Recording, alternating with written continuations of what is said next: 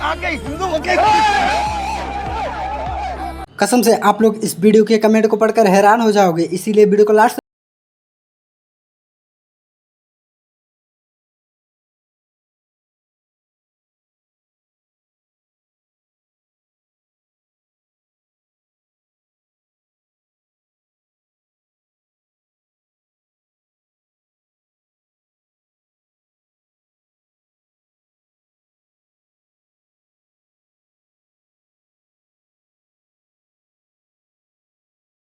कर्म नहीं होता, इस दुनिया में सबसे बड़ा कर्म होता है।